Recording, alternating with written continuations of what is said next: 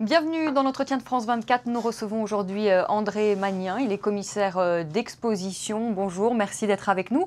C'est vous qui avez créé la collection de Jean Pigozzi, la collection d'art africain contemporain. Et c'est vous qui avez découvert ce photographe incroyable, le Malien Seydou Keïta. Vous venez de publier un livre sublime qui réunit les clichés de l'artiste, les photos qui ont été prises entre 1948 et 1963. André Magnien, comment avez-vous découvert Seydou Keïta? Je dirais que je n'ai pas découvert Seydou Keïta. Ceux qui ont découvert Seydou Keïta sont les Maliens.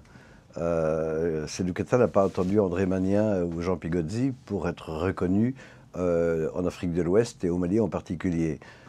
Parce qu'il était déjà considéré dans les années 50 et début 60 comme un exceptionnel portraitiste.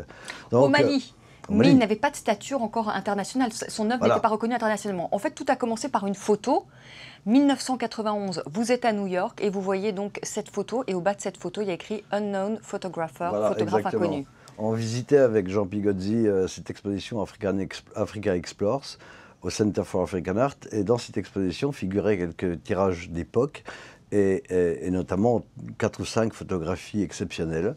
Qui était crédité au non-photographer, Bamako, Mali, années 50. Je suis donc parti à Bamako avec des photocopies noir et blanc de ces images qui étaient publiées au catalogue. Et je suis arrivé à Bamako en 91 avec ces photocopies. Et cela m'a pris quelques heures pour qu'un photographe, lui, exerçant encore et réparant les appareils photo qui s'appelle, je le saurai par la suite, Malik Sidibé, qui immédiatement identifie ces photos comme étant celles de son aîné Seydou Keïta et me conduit chez Seydou Keïta, surpris de voir qu'un blanc ait fait tant de kilomètres avec des photocopies pour rencontrer ce photographe. Alors je voudrais qu'on commente quelques-unes de ces photos qu'on peut découvrir donc dans ce livre, je le disais, vraiment magnifique. Donc ce sont des photos de portraits, hein. Ce ne sont que des portraits de femmes, d'enfants, des gens donc, qui viennent en famille dans son studio qui se trouvait, André Magnien, face à la gare centrale de Bamako. Non, proche de la gare centrale, mais face à la prison centrale. C'est-à-dire qu'il était dans un endroit vraiment stratégique. Et la gare toute proche, parce qu'il y avait le DN qui ramenait tous les Africains venant de Dakar. On venait faire la fête à Bamako, qui était une petite capitale très festive. Et lui, Seydou Keïta, avait dépêché ses assistants avec des photographies pour attirer les clients vers son studio qui était toute proche. Voilà. Et donc on les voit, ces clients. Alors est-ce que vous pouvez nous commenter un peu ces photos? L'art de Seydou Keïta réside aussi dans la pose. Hein. C'est une pose qui est très travaillée. Hein. Voilà, c'est-à-dire que Seydou Keïta, comme il le dit, moi j'ai tellement aimé la photographie que j'ai voulu donner, je le cite, hein, j'ai voulu donner de mes clients la plus belle image possible. C'est-à-dire que si quelqu'un avait un défaut, il s'arrangeait pour qu'on ne le voit pas à l'image. C'est-à-dire qu'il posait systématiquement ses clients qui venaient, donc, comme vous l'avez dit, seuls, en couple, en famille, et faisaient des portraits en buste, de 3/4 ou debout, systématiquement. Toute son œuvre de 48 à 62 sont des portraits seuls, en couple, en buste, debout, en pied.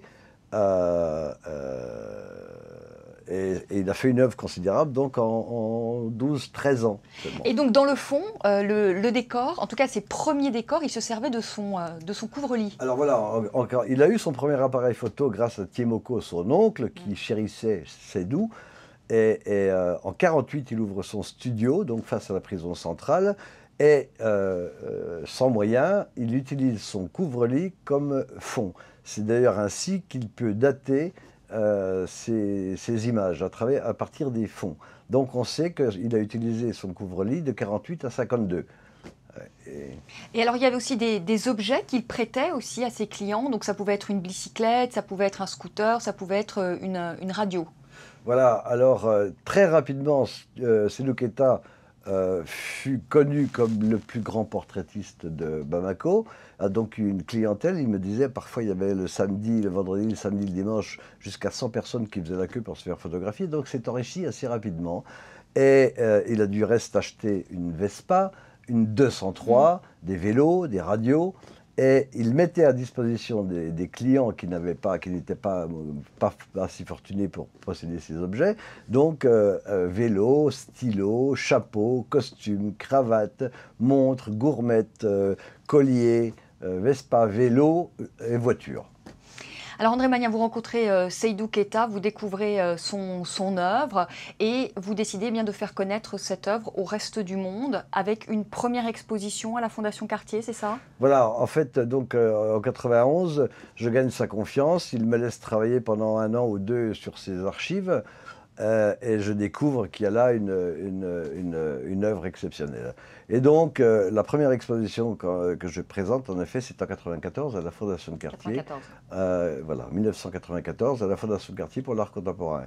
Et c'est-à-dire 3 mois avant les rencontres photographiques de Bamako.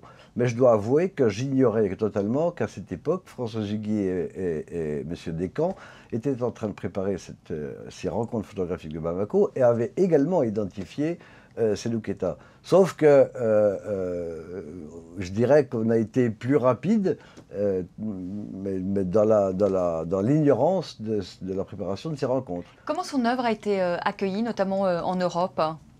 Et lors de cette exposition en 94? L'exposition à la Fondation Cartier, ça a fait l'effet d'une bombe. C'est-à-dire que toute la presse en a parlé et cette exposition a fait le tour de la planète. Et comment lui a vécu cette notoriété? Lui qui était photographe, célèbre certes à Bamako, mais qui d'un coup a trouvé la renommée, la notoriété internationale, parce qu'il a beaucoup voyagé avec vous, Seydou Keita. Il allait évidemment en Europe, au Japon, aux États-Unis. Il a vécu comment cette notoriété? Seydou Keita était quelqu'un de très secret. Secret, très modeste, religieux et n'exhibait rien.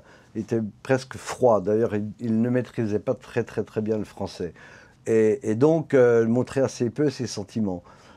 Sauf qu'il disait que il a tellement aimé la photographie, il était tellement passionné par la photographie qu'il savait que ses photographies étaient belles et que la beauté, l'art c'est la beauté, et donc que sa photographie était de l'art.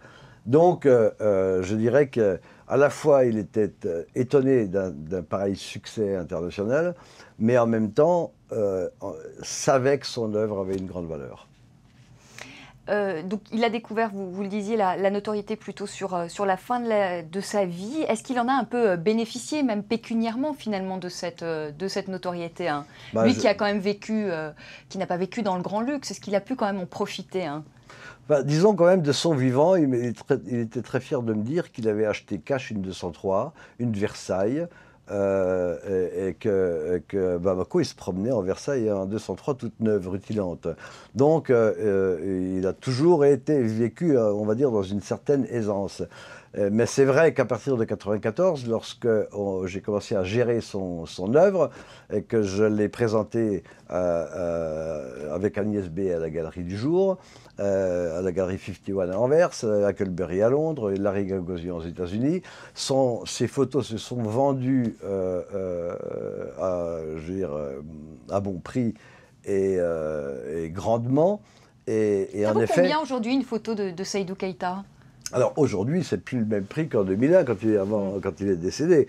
Aujourd'hui, les prix varient de 8 000 € pour un format 50-60 signé et moins connu, à 50-70 000 € pour une 120-180 rarissime.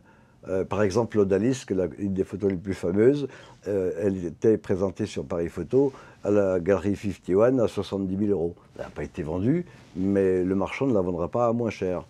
Donc voilà. Mais en 2001, peu avant son décès, Seydou Keita m'a fait visiter l'ensemble de ses propriétés. Il m'a dit, tu vois André, grâce à notre travail, j'ai pu acheter et faire construire 16 maisons. Les Maliens sont fiers aujourd'hui de son œuvre et du fait qu'elle rayonne aujourd'hui dans le monde entier. Il y a une fierté à Bamako. Il y a une grande fierté. Il y a une grande fierté, en effet, que Seydou Keita, mais aussi Malik Sidibé, soient des Maliens. Je pense que les rencontres photographiques de Bamako ont reposé grandement sur la notoriété de Malik Sidibé et de Seydou Keita. Et aujourd'hui, que la photo africaine soit célébrée en Afrique, et à Bamako en particulier.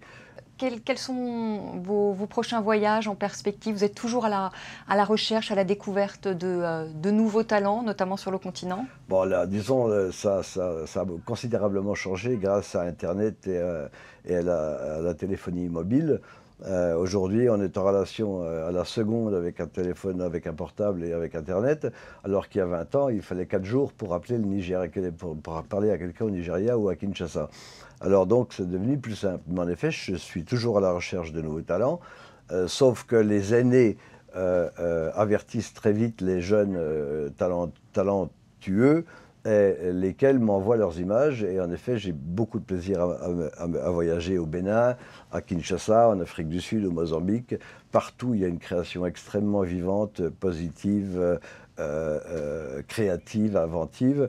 Et en effet, à Kinshasa, j'ai découvert il y a assez peu des jeunes artistes comme Kouracho Mali, Pati Tsindele, Kiripi, le photographe, qui font des œuvres totalement exceptionnelles et d'une grande dimension. Merci beaucoup André Magnien d'être venu dans l'entretien de France 24. Merci beaucoup à vous de nous avoir suivis. Tout de suite, d'autres infos sur la chaîne internationale.